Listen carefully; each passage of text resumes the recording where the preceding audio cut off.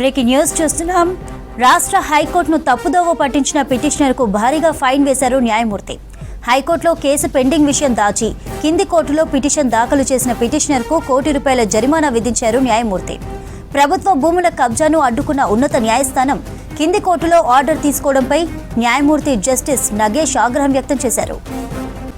రాష్ట్ర హైకోర్టును తప్పుదోవ పట్టించిన పిటిషనర్కు భారీగా ఫైన్ వేశారు న్యాయమూర్తి.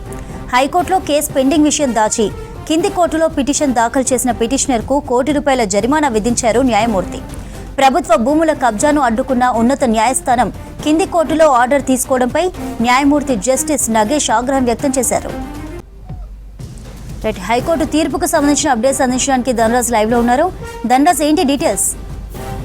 చంద్రిక, హైకోర్టు జస్టిస్ నగేష్ భీమపాక సంచలనమైనటువంటి తీర్పు వెలువరించడంతో ఒక్కసారిగా న్యాయవాద వర్గాలలో చాలా వరకు చర్చనీయాంశమైంది. అయితే ఒక పిటిషనరు హైకోర్టును తప్పుదోవ పట్టించి ప్రభుత్వ భూములను పొందాలనుకునే వ్యవహారంలో కిందికి సంబంధించిన సివిల్ కోర్టును ఆశ్రయించి అక్కడ ఆ ఆర్డర్ కాపీని చూపించి పూర్తిగా ప్రభుత్వం సంబంధించినటువంటి భూములను ఆయన కొట్టేయాలి, కాజేయాలని అనుకునేటువంటి కుట్రకు ఇటు హైకోర్టు జస్టిస్ అయినటువంటి నగేష్ భీమపాక ఆ కుట్రకు చెక్ పెట్టడం జరిగింది.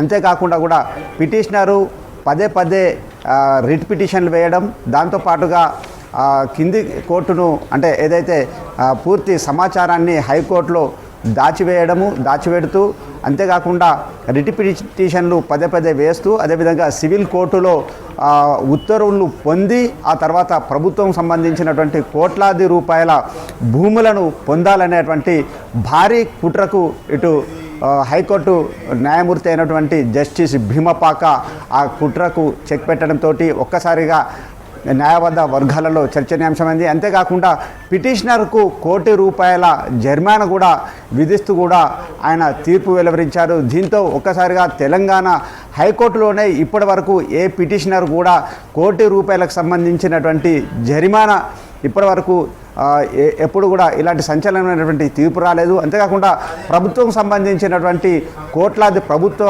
భూములను కాజేసేందుకు గాను పిటిషనర్లు ఇలా తప్పుదోవ పట్టించి అదేవిధంగా హైకోర్టు న్యాయస్థానాన్ని తప్పుదోవ పట్టించడం, పదే రిట్ పిటిషన్ వేయడం, అంతేకాకుండా ఈ హైకోర్టులో పిటిషన్కి సంబంధించి తీర్పు పెండింగ్ ఉండగానే సివిల్ కోర్టును ఆశ్రయించి అక్కడ పూర్తిగా ఉత్తర్వులు పొందాలనే తీరుపైన కూడా ఇటు హైకోర్టు జస్టిస్ అయినటువంటి నగేష్ భీమపాక చాలా సీరియస్ అయ్యారు. అంతేకాకుండా పిటిషనర్కు ₹1 కోటి జరిమానా విధిస్తూ ఆయన తీర్పు వెలువరించడంతో ఒకసారిగా ఇటు న్యాయవాద వర్గాలలో ఈ అంశం చాలా చర్చనీయాంశంగా మారింది. చంద్రిక.